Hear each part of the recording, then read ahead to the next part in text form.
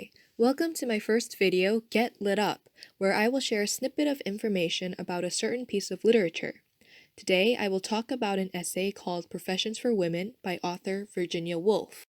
The video will be comprised in the following three parts. First, I'll explain about Virginia Woolf, the writer. Next, I'll summarize and analyze her essay, Professions for Women, and then end with some discussion questions that link this 20th century piece of literature to recent issues of women in jobs today. Now, let's get lit up. Virginia Woolf is an English writer who is considered today as one of the most important modernist 20th century authors. She was born in London, 1882, to Julia Jackson Duckworth, who came from a publisher's family, and Sir Leslie Stephen, a Victorian critic, philosopher, biographer, and scholar. Both her parents had been previously married with children from those previous marriages, so in her early childhood, Woolf grew up in a large, extended, and talented family. She was known to frequent her father's immense library and educate herself on critical Victorian intellectuals, even teaching herself Greek. However, her childhood had some dark incidents in which Woolf would later struggle with during her lifetime. Her older half-brother had sexually abused her. Her mother died in 1895, which would begin the several mental breakdowns Woolf would deal with. Her favorite half-sister died in 1897, her father in 1904, and her brother also passed away in 1906. After 1904, Woolf and her family moved to a London district called Bloomsbury, where they became part of the Bloomsbury Group. The Bloomsbury Group is a group of artists that included painter Vanessa Bell, playwright E.M. Forster, art critic Roger Fry, economist John Maynard Keynes, Woolf's future husband Leonard Woolf, and more. They focused mainly on the middle-upper class of London intellectuals and were liberal about sex and sexuality. Indeed, there were complex love affairs, threesomes within the group members, and even Woolf was a bisexual who had an affair with the poet Vita Sackville West, who became the inspiration behind Woolf's novel Orlando, which is about an androgynous protagonist who changes gender identities over historical periods. Underneath, however, Woolf suffered from severe periods of depression and even tried to commit suicide by drowning herself in 1941. This was partly induced by a World War II fear of being arrested by the Nazi Gestapo if they invaded Britain, and a fear of losing her mind. Yet despite her personal struggles, Woolf wrote prolifically and with major success. As a novelist, Woolf pioneered the use of the stream of consciousness as a narrative device. She shunned the materialism of her contemporary writers, abandoned linear narratives, and delved into interior monologues, personal identity, and relationships using the stream of consciousness. This characteristic method is seen particularly in her novels Jacob's Room, Mrs. Dalloway, To the Lighthouse, and The Waves. Woolf was not only a novelist, but a famous reviewer and essayist as well.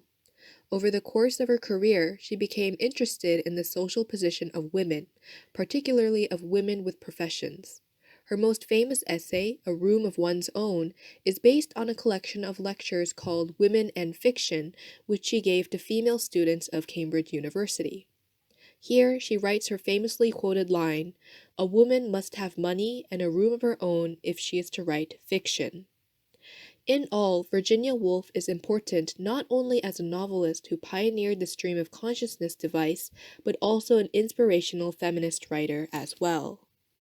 Among the many works Woolf wrote, I will talk about her essay, Professions for Women, which is originally a speech read out to the Women's Service League, an organization of women aspiring to hold professions in 1931. It is a relatively short essay and an easy segue into Woolf's feminist works and opinions. She even echoes her points made in A Room of One's Own, published 2 years prior, particularly at the end of her essay, which I will elaborate further on. In the beginning, Woolf first addresses her crowd and puts on a very humble persona. Almost humorously, she says that the secretary of the Women's Service League suggested that I might tell you something about my own professional experiences. It is true I am a woman.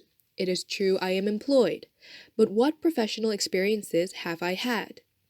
This is almost too modest because at this time, Woolf is a very well-known author and public figure, but she constantly downplays her talents on being a literary writer. For example, she explains the writing profession as an easy road paved already by Fanny Burney, by Aphra Behn, by Harriet Martineau, by Jane Austen, by George Eliot, all great female writers. And she mentions that writing was a reputable and harmless occupation. The family peace was not broken by the scratching of a pen. No demand was made upon the family purse. The cheapness of writing paper is, of course, the reason why women have succeeded as writers before they have succeeded in other professions. Likewise, she describes the writing profession as if it is relatively easy, socially acceptable, and financially convenient. Indirectly, she is also humbling herself while elevating her audience members, which would have been women aspiring for male-dominated jobs like doctors, engineers, etc. But arguably still, literature is a male-dominated profession as well. Then Woolf launches into anecdotes, her own experience as a woman in her profession. And while describing her experiences, she gives 2 lessons that she learned all women must overcome when entering the public sphere. The first point is what she calls killing the angel in the house. While Woolf is writing this in the early 20th century, we need to go back to the 19th century Victorian England to understand this concept. The Angel in the House is actually the title of a poem written by Coventry Patmore, published in 1854 to 62. Patmore is idolizing his wife to be a domestic angel, and this poem became so popular that it spread the idea that all women should be the angel in their own homes. In her essay, Woolf explains the concept very well. She was intensely sympathetic. She was immensely charming. She was utterly unselfish. She excelled in the difficult arts of family life. She sacrificed herself daily. If there was a chicken, she took the leg. If there was a draught, she sat in it. Above all, she was pure. Thus, the angel in the house is the Victorians' ultimate form of a woman as a housekeeper and wife that still served as the ideal woman image of Woolf's time. Thus, Woolf uses this concept of the angel in the house to serve as a metaphor for society's oppression on what an ideal woman is. Interestingly, she describes the angel as a very physical being, as if she were a real person who prevented Woolf from writing creatively and freely. My dear, you are a young woman. Be sympathetic, be tender, flatter, deceive. Use all the arts and wiles of our sex. Never let anybody guess that you have a mind of your own. Above all, be pure, she would say, and try to guide Woolf's pen. Equally, Woolf describes the killing of the angel in very physical terms. I turned upon her and caught her by the throat. I took up my inkpot and flung it at her. Woolf explains that she needed to kill the angel who constantly came back to block the writing of her honest, free ideas. I did my best to kill her. My excuse, if I were to be had in a court of law, would be that I acted in self-defense. Had I not killed her, she would have killed me. She would have plucked the heart of my writing. But since the angel is not an actual person, Woolf also mentions that it is far harder to kill a phantom than a reality. She was always creeping back when I thought I had dispatched her. In all, Woolf describes killing the angel as a real experience and an essential part of the occupation of a woman writer. The second point Woolf makes about female professions is talking about their bodily experience. With the angel in the house or social oppression of women out of the way, only the woman herself remains. But Woolf questions her audience. What is herself? I mean, what is a woman? Woolf thinks that nobody can know until she has expressed herself in all the arts and professions open to human skill. She then continues on another anecdote, this time how she herself goes about writing her own bodily experience. Here, Woolf uses a fishing analogy to better describe her point. She likens herself to a fisherman who is fishing on a deep lake with a rod held out over the water. Remember that Woolf really liked the stream of consciousness? This deep lake is her consciousness, and she described her writing process as a fisherman who has to probe about her consciousness to find a submerged truth. She finally gets a good idea, and the fishing line rushes through her hands and into the darker depths of her conscious. But all of a sudden, there's a smash, an explosion, foam, and confusion. And the fisherman is roused from her dream because she had thought of something about the body, about the passions, which was unfitting for her as a woman to say. Men, her reason told her, would be shocked. The consciousness of what men will say of a woman who speaks the truth about her passion had roused her from her artist state of unconsciousness. She could write no more. Therefore, in this experience, Woolf describes another type of oppression that men impede onto a woman's creative thinking or her profession, particularly when talking about her bodily experiences. Conclusion of her essay, Woolf summarizes her two experiences, killing the angel and telling the truth about her own experiences as a body. She ends her speech with several notes to consider. 1. She mentions that even when the path is nominally open, when there is nothing to prevent a woman from being a doctor, a lawyer, a civil servant, there are many phantoms and obstacles, as I believe, looming in her way. To discuss and define them is, I think, of great value and importance. In other words, she says that though women in future generations may not exactly fight the Victorian notion of the angel in the house, there are different forms of oppression women will encounter. One way to do this is by defining what those phantoms are so that we can diagnose the problem and find a solution together, both as men and women.